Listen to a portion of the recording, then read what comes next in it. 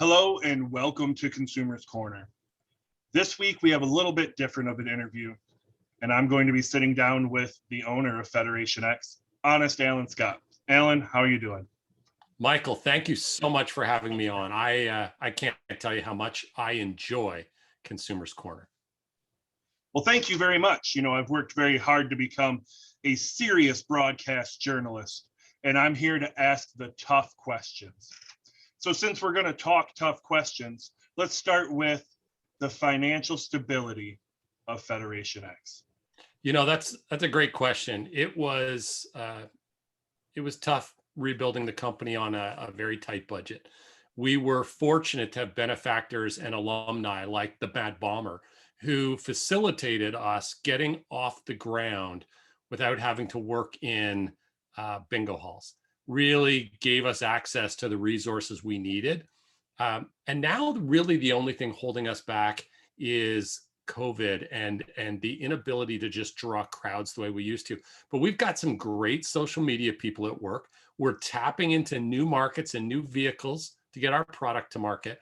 And Grayson and Lars and Marlo, especially, of course, Marlo, are doing a wonderful job of putting us in a position where we can see our way into a new opportunity pretty soon, actually, in 2021. Well, so we all know that COVID is starting to wind down. It seems that things are starting to get better. So what's the first big thing that Federation X plans to do once all of the restrictions are lifted? Well, I think, we've been fortunate. I'm a huge, very patriotic Australian. And the fact that I've been able to operate in my home country, the greatest country in the world, Australia, is amazing. But I can't forget that we do have good fans that are still out there in other countries. And so I think the first big thing we're going to do is probably schedule some travel events where we're going to go out and get back to some of our roots in Chicago and maybe New York, and I can imagine we'll probably do the West Coast as well. We need to go and reconnect with some of these fans who've been really engaging us in our other platforms, and let's see if we can't get them back in the ring and closer to the action with the stars that they've come to know and love. So speaking of people really coming back to Federation X, I know that there's a lot of the old stars, but we've got a lot of young guys too this time around. We do. So if you could name the top 3 or 4 young guys, the new faces of Federation X, who would you put on that list? So it's a great question. And I think we're going to see that get put to the test. So I have an exclusive for you, Michael. I think you deserve to break some exclusives. And I have an exclusive for you. I kind of buzzed past it, but while we were thinking, I was thinking about the great questions you're asking. I thought we should go back and talk about that. We're also going to bring back a really big event, and we're going to bring it back in about 6 weeks. And that event is Sponsor Wars. So 6 weeks from now, we're going to launch Sponsor Wars. And as anybody who remembers Federation X in its heyday remembers, it's easily one of the biggest events of the year. It's highly competitive. I think we're going to see an incredible spectacle as 4 teams vie to become the Sponsor Wars champion. Carrying that championship's a big deal. And these teams, they're not going to be broken up by stable. They're going to be broken up because 4 captains are going to draft their teams. And I think the way that circles back to what you asked me is we're going to find out what the captains think about some of those young stars by how they get drafted. Will they go number 1 overall? Will they go in the top 5 or 10 picks? Where will they land? I'll tell you this, I probably see it a little differently than everybody else. Many of you know I was fortunate to be the youngest ever Hall of Famer. And I got there because I was able to win the big matches. That was an incredible thing for me. Now, part of that is I was fortunate that I had Genocide in my corner, teaching me and coaching me and showing me the path. And as a result of that, I really was able in my prime to be at my best. So when you ask me who are the, 2 or 3 young stars that really deserve to be named, I think, we're seeing a couple of them, and I'm going to pick 4, but I could probably pick 10. And so here's what I'm going to say. My answer is going to be a little different than maybe you expected, because I'm not going to pick the one that's the loudest. I'm not going to pick the one that's the most brash. I'm not going to pick the one that's grabbed, an air horn and shouted to everybody he's the greatest. I'm going to talk about what they've accomplished. And so, on my list, probably number 4, Tony Robes. I mean, I can't dismiss that Tony is active and talented and, potentially has a future. But the biggest thing we've seen from him is that he got a win over Person Peoples. I mean, it's not exactly, Hall of Fame credentials. And so I think Tony's got a lot of room to go, but let's not, breeze past it. He's significant. I think number 3 on my list is Deacon Brody. Deacon Brody took a deep run into the Harbinger television title tournament, and he upset some big names who are still strong performers. And even this card, he is going head to head with Acid Ed and Man of War. Like that's a tall order. And so I think, he deserves to be there. Those big wins in that tournament, his defeat of Max Entropy, the fact that he just won a Max Entropy Invitational, something that Tony Robes wasn't able to do when he was in it, just means he needs to be slotted in above Tony Robes. Number 2 for me, and this is where I think a lot of people just haven't read this right, Maverick Dawson. Maverick Dawson has been an absolute workhorse for this company since he got involved. He had to go through some tough conversations early on to find his footing, but he found that footing and then steamrolled his way through the Harbinger television title tournament all the way to the finals. And yeah, okay, he got defeated in the finals by an incredibly talented performer with a lot more experience than him. All right, but he was right there in it. And he's been competing heavy in the tag team events. He needs and deserves to be recognized as right at the top of that list. But I think the top of the list has to go to the one that's achieved the most. I'm a big believer. Achievement. What did you get done? And the answer is Cole Styles. How do you look by the guy?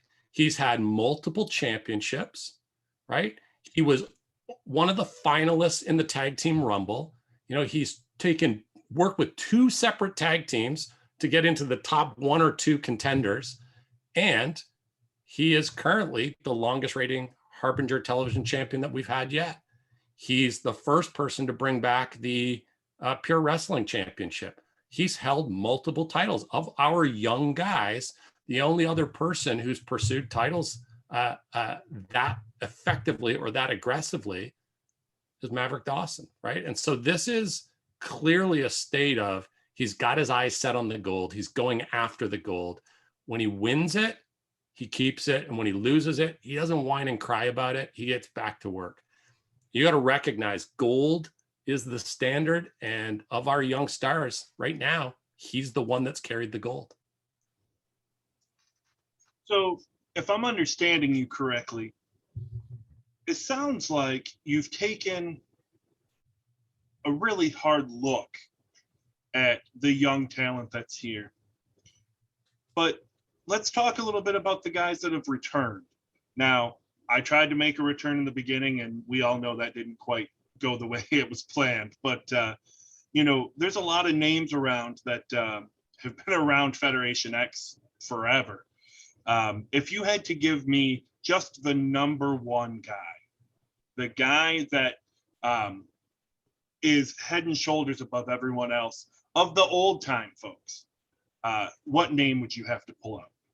Well, how do you not pick the Kansas Kid? I mean, he's the X Factor world champion.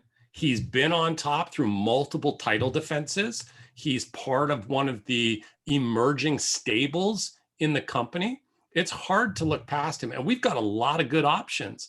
But again, I'm a big believer that, the guys with the gold are the ones making the statement.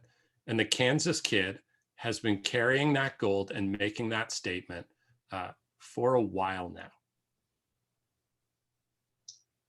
So you dropped a bomb on all of us and let us know that Sponsor Wars is coming back.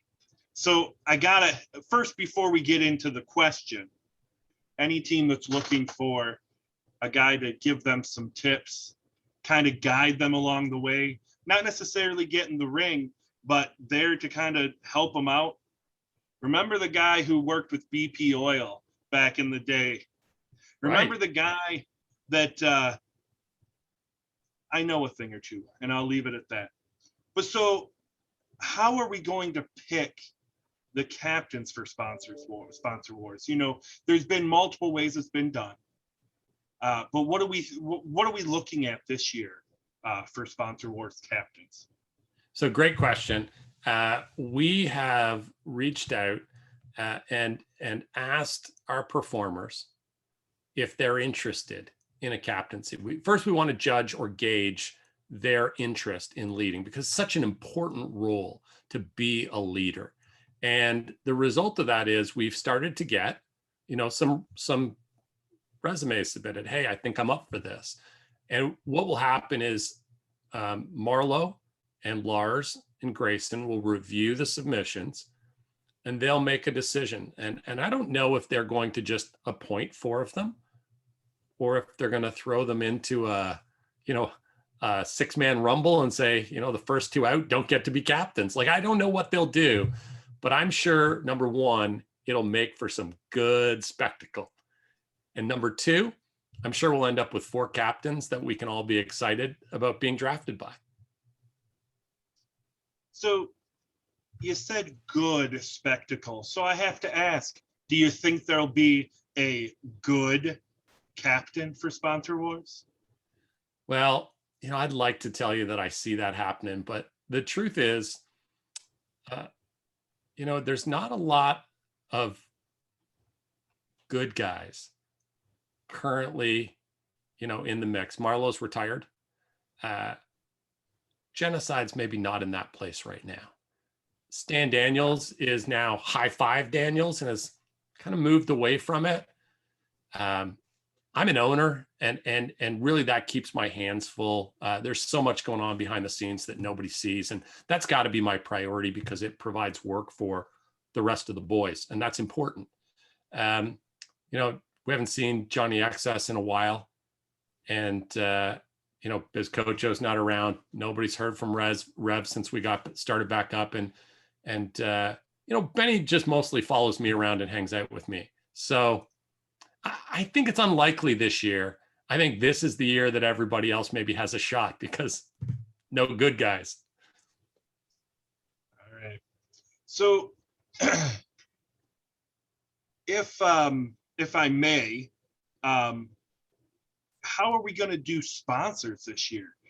Have we already contacted companies? Are we going to let the captains go out and find the sponsors this year? How are we looking at that? Do we know yet? So I think one of the things we're really interested in is, and part of what I do as the owner, well, Lars and Grayson run the day-to-day. I work on corporate relationships. I think it's a big opportunity. And of course, with my background and my persona and the fact that I'm very well known, that affords us a lot of open doors. And so I've been building some relationships. We've already got some tremendous partnerships that will be available to us. My objective isn't so much to force the captains to then take on the burden of trying to build and open doors. If they've got somebody they'd like to bring to the great, but otherwise we have some sponsors, some partners, some strategic alliances that might want to transition and become partners. We're really well positioned for there to be some great options. That's great. That's some great news. So it sounds like Federation X is really on the rise at this point. We may be headed back toward the great company that we once were. Do you have anything to say in that regard? I mean, do you see the same thing that I'm saying? I do. I think it's, I only named one of the big veterans, but there's so many that have come back, and we're so impacted by that. I think the other side of it is there's some people who've come back that, maybe they don't fit fully in the veteran category and they don't fit fully in the new guy category. People like Jay-Z who went away when Federation X wasn't operating and clearly honed his craft and is now in a position where we're all going to take a step back and go, hey, we had this guy before. Where did we have him on the card before? And now we're seeing this. And so we have this great blending that's going on. Like even in my case, Michael, or yours, like we're not Ed, we're not almost 50. You know, if the right circumstance presented itself, we could get back in the ring. I'm not that much older than some of these young guys, right? I was young when we closed the doors. So it's, you know, we're really well positioned. All the right talent has shown up. And as we see, you know, we're slowly seeing some more contracts get signed. People are passing their physicals. The group is growing. There's a possibility that we're growing towards a brand split. And that's an interesting thing that I don't think any of us were thinking about when we decided to, you know, see if the company could, you know, resume operations only, what are we, 3.5 months ago? Yeah. So I have to ask, we all know that genocide, very near and dear to you. Yeah. And he was opening the card, you know, with his open challenge. Can you shed any light on, you know, what you think is really going on and, you know, what he's really dealing with right now? Well, you know, I'm going to be sensitive to this. I don't lie. And so I need to be cautious about what I do share. I don't want to overshare, but I do want to tell you, Gramps has had a hard go. You know, there have been some real challenges that have shown up, and I'm not surprised that he's ended in what I think of as a dark place. He's a dangerous man right now. He is not a guy I would want to be on the other side of. And so, you know, people are seeing his name and they're like, oh, because he got jumped, and oh, because, you know, a couple of young guys got over on him for 30 seconds. Like, let's pile on and everybody can have their check mark. Listen, lots of wrestlers in history have been able to say, I got a win over genocide. Next to no wrestlers in history can say, I won a war with genocide. People are treading in various dangerous ground. And I've never seen him that way, because he's always been amazing to me. That's why we're SBFFs. I can't picture him the way that you're going to face him, but I sure wouldn't be down in that ring at the opening of today's card. That's not where I'd be. He's not in that kind of place. He's not going to show up and make jokes. He's going to show up and hurt somebody. And man, I sure hope he comes back from that. I know this is a journey for him. I know he's gone through some tough stuff. If he works it out in the ring, somebody else is going to be in a bad place. So on the last episode of Consumers Corner, I had Tony Robes on, and he had some things to say about a couple different guys. And, you know, you brought him up as, you know, number 4 of the top 4 young guys. So what do you have to say about Tony Robes? You know, he says the power base is against him, and that, you know, everybody's taking their shot at him. Where do you think, what do you think is right with that, and what's true? What's the honest answer? And what maybe isn't necessarily the way he's portraying it? Well, so first of all, like, let's be honest. Tony's pretty talented. He's a great talker. Nobody talks about themselves as well as Tony Robes does, right? And is there some potential power-based bias? I mean, against a young, outspoken wrestler who's maybe talking a little too big for his britches and talking impolitely about the people who run his company and built his opportunity? I don't know. I'm not the one making the decision, but I would tell you that he's not winning himself any friends. And so he's going to have to suck it up, be a grown-up, and win anyways. And really, isn't that what our careers all come down to? Michael, you've been there. I've been there. Let's be honest. There were times the odds were stacked against us. And the guys who don't win, it's not about the odds, it's about the guys. And the guys who end up in the Hall of Fame or running a very successful show like yours, it's because even when the odds were stacked against us, we were better than that.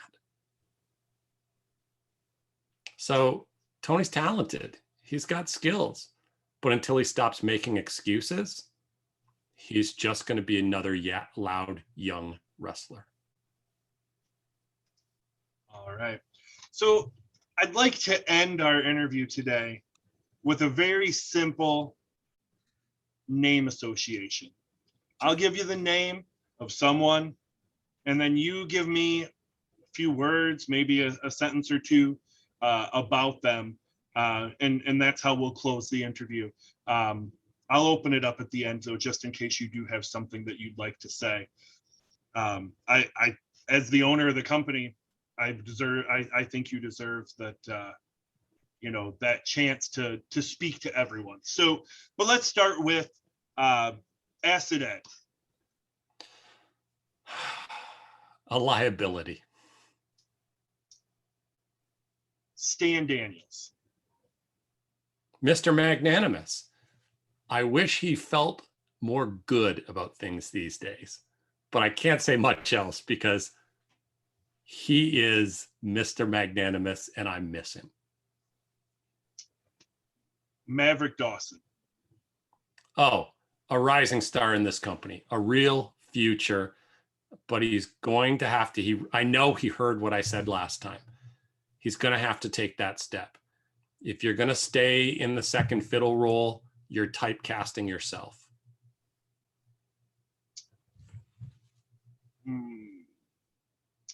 Let's go with Genocide. The best there ever was. Storm.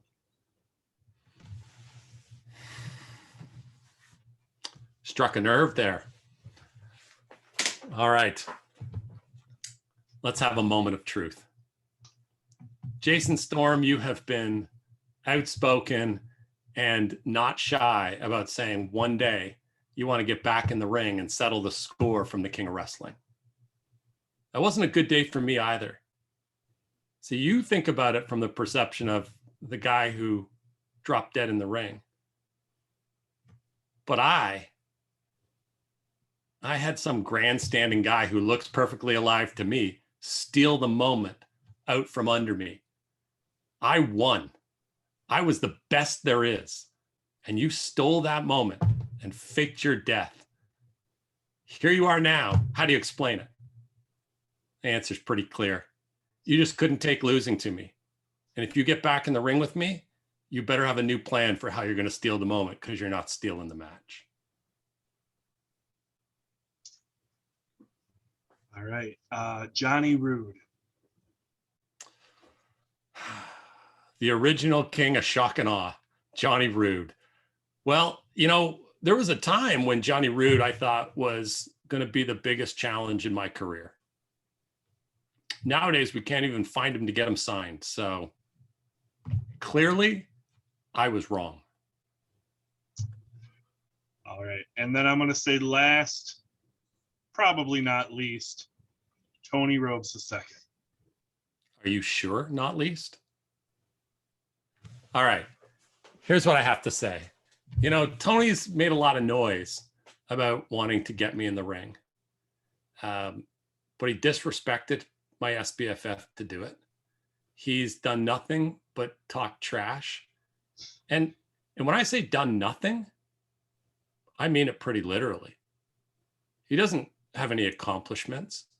When you're walking by a schoolyard and a grade 4 runs up and recognizes you and says, "Let's fight," do you feel the need to slap the grade 4 down? Or do you just keep walking because it's kind of cute, but not really a threat to who you are? That's how I feel about Tony Rhodes. What's he done that I should ever step foot in the ring with him? Run his mouth? Called me chicken? Name calling was cool when I was in elementary school too. Call me when you graduate. Call me when you've got a certificate that says you've done something. Because until then, I'm still the Hall of Famer. And you're still one step away from the Indies. All right. Well, Alan, I do appreciate your time. Is there anything you want to say before we end the interview? Yeah, I want to talk to the boys in the back, and I want to let them know I'm so proud of all the hard work they're doing. I am so excited to see the way we're seeing new matches and new combinations come together.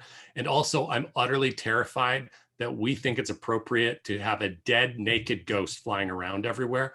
That cannot end in anything other than lawsuits. Somebody get control of that situation. All right.